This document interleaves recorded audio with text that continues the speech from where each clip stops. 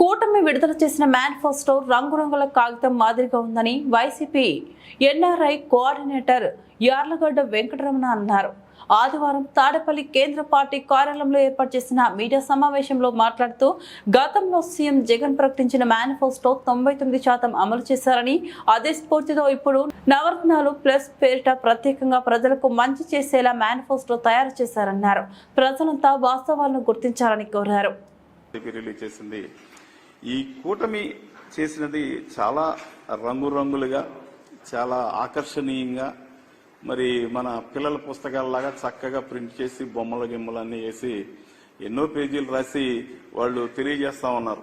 అయితే సోదరులారా, ఒక మాట చెప్పదలుచున్నాను. ఈరోజు ఓటర్ మహాశైలికి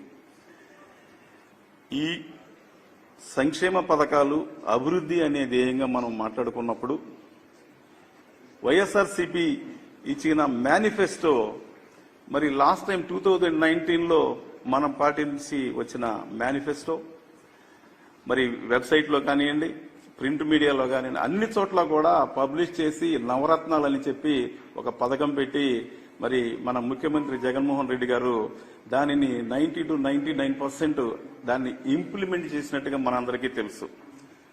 ఈరోజు మరి 2014లో వారు మేనిఫెస్టో, దీనికన్నా అందమైన మేనిఫెస్టో ఆ రోజు ముగ్గురు బొమ్మలను పెట్టి కూటమి నేతల్ని, మన ప్రధాని మోడీ గారిది, మరి అదేవిధంగా మిగిలిన ఇద్దరు రాష్ట్ర నేతల ఫోటోలు పెట్టి వాళ్ళు ప్రచురించిన దాంట్లో మనం కొన్ని విషయాలు తెలుసుకుందాం. ఎందుకంటే 2014లో ఇదే కూటమి పనిచేసింది కాబట్టి ఆ మేనిఫెస్టోలో ఉన్న విషయాలు తీసుకుంటే, ఫస్ట్ ఆఫ్ ఆల్ మనం అందరం కూడా గుర్తించుకోవాల్సింది రైతుల రుణమాఫీ. ఈ రైతుల రుణమాఫీ అనేది అందులో అసలు దానికి ఎంత వరకు మనకి న్యాయం చేశారనేది నేను చెప్పేదానికన్నా కూడా మన ప్రజానికానికి, మన రైతాంగానికి అందరికీ కూడా తెలిసిన విషయమే. అదే రకంగా రెండోది తీసుకుందాం, డ్వాక్రా మహిళల వాళ్ళ రద్దు చేస్తానన్నారు, అది జరగల.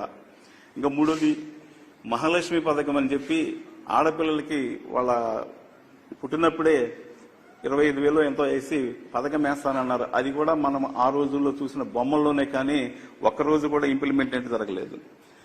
సరే, 2014లో అధికారంలోకి వస్తే మరి వచ్చారు కూడా, మరి నిరుద్యోగ యువతకి ఉద్యోగ ఉపాధి కల్పిస్తాను, ఒకవేళ ఉద్యోగ ఉపాధి కల్పించలేని పక్షంలో నిరుద్యోగ భృతి ఇస్తాను అని చెప్పి చాలా పెద్ద పెద్ద అక్షరాల్లో నేను తొలి సంతకాలే పెడతానని చెప్పి ఈ నేను చెప్పిన 4-5 ఇంపార్టెంట్ చూసుకుంటే, ఎందుకంటే మనీగా చూసుకున్న లక్షల కోట్లు వాడికి ఉండాలి. కనీసం వాటిలో ఏది కూడా ఇంప్లిమెంట్ చేసిన దాఖలు లేవు. అంటే మరి ఆయనకు అవకాశం రాలేదనుకుందామా? 2014 నుంచి 2019 వరకు చంద్రబాబు నాయుడు గారి ముఖ్యమంత్రిగా ఉండి మరి ప్రజలకి దగా, మోసం, కుట్ర ఇదంతా. ఇది యాక్చువల్గా మనకి ముందు మనం క్లియర్ గా చూసుకుంటే, అదే రకంగా 2019లో మరి జగన్మోహన్ రెడ్డి గారు ఈ యొక్క నవరత్నాలని పెట్టి ఆయన ఏం చేయదలుచుకున్నాడో చాలా క్లియర్ గా చెప్పింది చేశారు. మరి మనందరికీ తెలిసిన విషయమే, నేను కొత్తగా చెప్పాల్సిన పని లేదు, ఎందుకంటే నేను ఎన్ఆర్ఐగా ఉంటా ఉన్నా. నాకు బాగా నచ్చిన పథకాల్లో ఆయన చెప్పిన దాంట్లో ఇప్పుడు సంక్షేమ పథకాలు నేను చాలా మంది చెప్పారు. 3,000 రూపాయలు ప్రతి ఇంటికి వాలంటీర్ వ్యవస్థ ద్వారా మరి వాళ్ళ గృహాలకు చేరడం జరిగింది. మరి ఇంటికి తీసుకెళ్లి వాలంటీర్ వ్యవస్థని మరి స్టార్ట్ చేసే ముందు, అంటే 2019లో ఎన్నో ఒడిదుడుకులు, ఎన్నో విమర్శలు, ఎన్నో అడ్డంకులు సృష్టించిన ఈ కూటమి నేతలు మరి ఏనాడు తను మడమ తిప్పకుండా ఆ వాలంటీర్ వ్యవస్థను ముందుకు తీసుకెళ్లి దానికి, ఎందుకంటే ఈవెన్ మనకు కూడా తెలియదు దాని యొక్క ఉద్దేశం ఏంటి, దానివల్ల ఏమి బెనిఫిట్స్ అని. ఎందుకంటే వాళ్ళు ఎంతసేపు కార్యకర్తలకు ఇస్తున్నారు, లేకపోతే వాళ్ళు దొంగతనం చేస్తారు, ఏమేమో మాటలు వాళ్ళు మాట్లాడినప్పుడు కూడా నిబ్బరంగా నిలబడి ఆ వ్యవస్థని దాన్ని కూర్చి ప్రభుత్వ పరంగా మరి సుమారుగా 2 లక్షల మందికి ఉపాధి కల్పిస్తూ వాళ్ళని స్టార్ట్ చేసినప్పుడు, తర్వాత మనం ఇప్పుడు చూస్తా ఉన్నాం దాని ఫలితాలు. ఈ వ్యవస్థ ఏదైతే వాలంటీర్ వ్యవస్థ ఉన్నారో పంచాయతీలు, అది మరి దాని ద్వారా మనము ఇంటింటికి మరి తీసుకువెళ్లి ఇవ్వడం అనేది నాకు తెలిసి భారతదేశంలో ఏ రాష్ట్రాలు, అమెరికాలో జరుగుతూ ఉంటుందండి. మరి ఇక్కడ మాత్రం ఫస్ట్ రాష్ట్రంగా మరి తను తొలి ముఖ్యమంత్రిగా మరి తను గుర్తింపు పొందారు. అదే రకంగా దాన్ని చాలా ఆచరణ కూడా 100% ఏమీ ఎక్కడా కూడా నాకు తెలిసి ఎక్కడ కూడా ఆ లోపాలు కానీ, మరి అంతకుముందు ఉన్నటువంటి టైం డిలేలు, అదే రకంగా ఎంతో కొంత మనం సమర్పించుకోవాల్సి రావడం, ఇలాంటివన్నీ కూడా నిర్మూలించిన ఘనత మన ముఖ్యమంత్రి జగన్మోహన్ రెడ్డి గారు చేస్తా ఉన్నారు. మరి ఇదే చంద్రబాబు గారు మరి 2014 నుంచి 2019 నుంచి చెప్పుకోవడానికి ఒక్కటి కూడా లేదు. మేనిఫెస్టో కూడా పక్కన పెట్టండి. పోనీ ఈ రోజు మనం వెళ్ళిపోయి ఏం చేశారా అని చూస్తే లేదు. ఇంకొక విషయం చెప్తా ఉన్నానండి, 3,000 రూపాయలు మనకి సంక్షేమ పథకాల కింద మన వృద్ధులకి, మహిళలకి మరి అందరికీ కూడా అందజేస్తున్నప్పుడు మరి మీరు ఒకసారి ఆలోచించండి.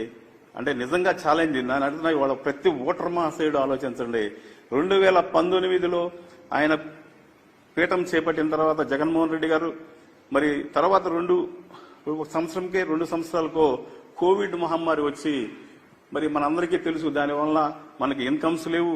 మరి అదే రకంగా ఎన్నో సమస్యలు, మన ఇంటికి రాలేము, మన ప్రాణాలు అందరూ కూడా కోల్పోతా ఉండి అందరూ కూడా మనోనిబ్బరం కోల్పోయిన టైంలో మరి ఇదే ప్రతిపక్ష నేతలు, కూటమి నేతలు మరి కనీసం ఆంధ్రప్రదేశ్ కూడా రాకుండా ఇళ్లల్లో దాక్కుని ఈ రోజు వచ్చి నంగనాచి కబుర్లు చెప్తా ఉన్నారు.